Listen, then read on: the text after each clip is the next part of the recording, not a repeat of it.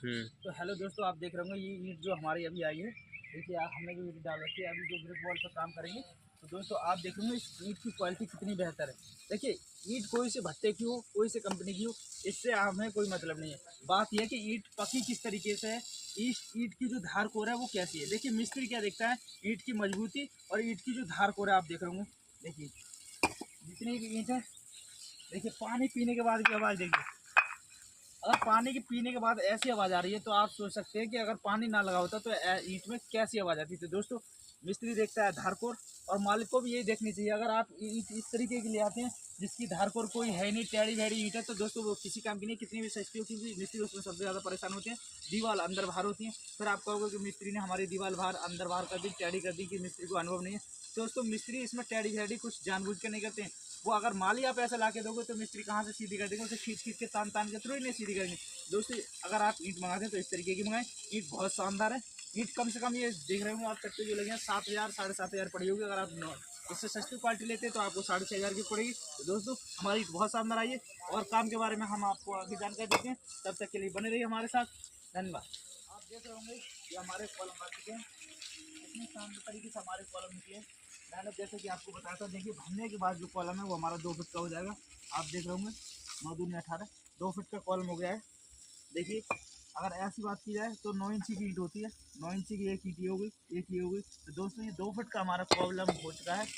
और आप इधर की बात करें तो देखिए इधर हमारा जो कॉलम है वो 9 इंची का है। आप जिस तरीके से हमारी जो 9 इंची की जो आउटर की दीवार चलेगी, उसमें इस तरीके से हमारा ये कॉलम जो है वो फिनिश होता जाएगा। देखिए इधर से कॉलम कितनी खूबसूरती के साथ में भर गया। आप जितने भी कॉलम देख रहे होंगे, देखिए इधर आके मैं आपको दिखाता हूँ। और एक बात का आप और ध्यान रखें, जो कि आपके बीच में अगर कोई पार्टीशन में ऐसी दीवार आ रही हो तो इस तरीके से आप डालना सीख दें, ताकि जो आपकी जो ये वाली दीवार है वो इसमें फंस सकती है। और देखिए जब भी आप काम कराएं तो एक बात ख्याल रखें, अगर आपको कॉलम थोड़ा बहुत अंदर बाहर हो जाता है तो उसमें एडजस्ट कर सकते हैं। देखिए आप इधर से देखिए कितनी खूबसूरती के साथ में इस कॉलम को इसके साथ मर्ज किया गया है। दीवार को आप देख रहे होंगे, अगर इसका प्लास्टर जो होगा और फिनिशिंग होगी वो एकदम टकाटक होगी। ना तो कॉलम ये बाहर है ना तो अंदर है।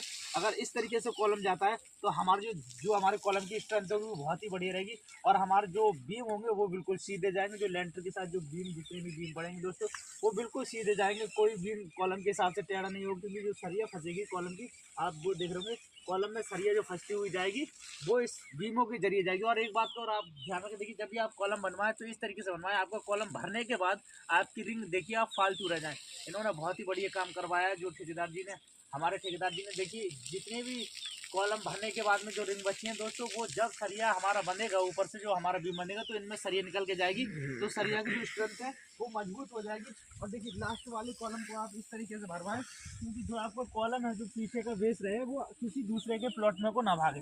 देखिए आप देख रहे होंगे ये हमारा प्लॉट का रद्दा लगा हुआ है, और इधर से आप देख रहे होंगे बिल्कुल, अगर हम यहाँ ईंट से अपनी दीवार उठाते हैं तो हमारी जो फिनिशिंग है वो बिल्कुल एकदम बढ़िया आएगी। आप इधर भी बढ़िया तरीके से फिनिशिंग लें और इधर भी बढ़िया तरीके से फिनिशिंग लें, क्योंकि जो आपकी ब्रिक वॉल होगी वो दूसरे के प्लॉट में ना जाए। अगर दूसरे के प्लॉट में जाती है तो वो कल वो अपना काम स्टार्ट करता है, तो फिर उसमें तोड़ फोड़ होने की संभावना रहती है। और देखिए कॉलम में कितनी अच्छी तरीके से ये टाट लगाया गया है, इसकी मैं बता देता हूँ इसका क्या फ़ायदा होता है दोस्तों।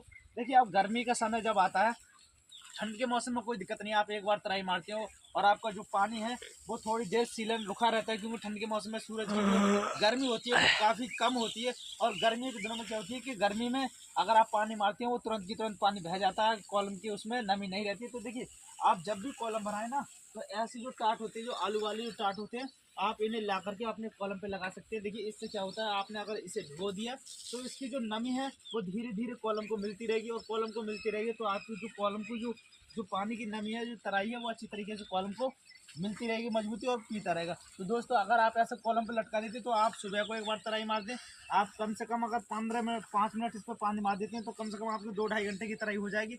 और आप फिर लंच के समय फिर पानी मार दें, आप शाम के समय फिर पानी मार दें, तो आपको ये कॉलम गर्मी के समय में आपकी मजबूती बहुत अच्छी वाली पकड़ेंगी। अब देखिए एक बात मैं और बता दूँ आपको, देखिए जो आप देख रहे होंगे ये हमारा बाथरूम है, और जहाँ पर ये भैया खड़े हैं, देखिए ये वाला हमारा ओपन जाल रहेगा। हमारे ओपन जाल का क्या मतलब, जब भी आप जीडीए के अंदर जीडीए के अप्रूवल काम करते हैं, आपकी जीडीए के अंतर्गत अगर आपका प्लॉट पड़ रहा है तो आपको इस बात का विशेष ध्यान है कि आप जो दीवार है हमारे पीछे की, जो आप ब्रिक वॉल देख रहे होंगे, देखिए इसकी हाइट आप ज़्यादा ले सकते हो, तो 6 से 6.5 फुट की हाइट ले सकते हैं इस दीवार की।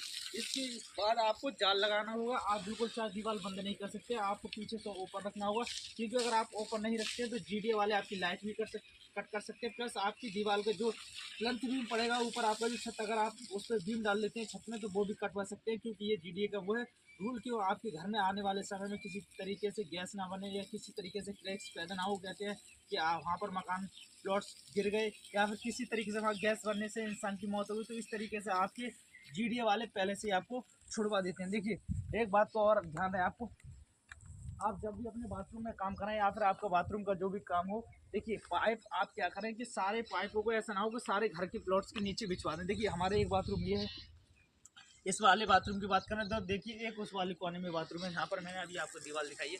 तो दोस्तों अगर आपके बाथरूम दो हो रहे हैं पीछे, तो आप क्या करेंगे, दोनों का ऐसी लाइन निकलवाएं प्लम्बर के जरिए जो आपका कम से कम एक पाइप बचे। देखिए अगर वहाँ से वो सीधा पाइप ले जाता है तो एक पाइप बढ़ जाएगा, अगर यहाँ से इधर से सीधा ले जाता है तो एक पाइप बढ़ जाएगा। तो आप क्या करें, अपने प्लम्बर से बात करें, यहाँ से बीच में सेंटर में एक पाइप लें और वहाँ से सेंटर में पाइप लें, तो वहाँ से आपका एक पाइप जो है वो चैम्बर में चला जाएगा। तो दोस्तों आपको एक पाइप की बचत हो जाएगी। अगर अलग अलग बिछाते तो देखिए आप एक पाइप एक्स्ट्रा डालेंगे 4 इंची या 5 इंची वाला, और प्लस आपका खर्चा है वो एक्स्ट्रा होगा। तो दोस्तों इस वजह से आपका जो वेस्टेज पैसा है वो ना लगे। मैं तमाम जानकारी ऐसी देता रहता हूँ। और देखिए जब भी आप कॉलम बनाए तो एक बात को और ध्यान रहे, कॉलम में क्या है कि लोग पता तो होता नहीं है मालिकों को, वो एक दूसरे के मिलने के बाद, जैसे कि बगल में प्लॉट काम चल रहा है और आपने काम स्टार्ट किया है, तो वो आधी से ज़्यादा जानकारी उनसे लेते हैं। हालांकि मालिक को किसी को पता नहीं, जितने भी ठेकेदार हैं उन्हें और मेरे भैया जो मिस्त्री मेरा वीडियो देख रहे हो उनको भी अच्छी तरीके से पता होगा। मैं उनके लिए ये वीडियो बना रहा हूँ, जो लोग पता नहीं है फिर भी काम करा रहे हैं। देखिए आप जब भी कॉलम बनाएं आप अपने कॉलम में वाइब्रेटर ना लगवाएं, ये मैं अपने पर्सनल एक्सपीरियंस से कर रहा हूँ। और देखिए मैं खुद काम करता हूँ एज अ मिस्त्री, तो मैं आपको बता रहा हूँ कि अगर आप वाइब्रेटर लगवाते हैं तो देखिए हमारे चारों तरफ जो जो हमारी प्लेट होती हैं वो लग जाती हैं। और ऊपर से अगर आप वाइब्रेटर लगवाते हैं तो देखिए जो सीमेंट का जो हमारा मिक्सर होता है, जो सीमेंट का हमारा पानी होता है, वो इसमें से वाइब्रेटर लगाने के बाद निकल जाता है। आप एक बात सोचिए, अगर आप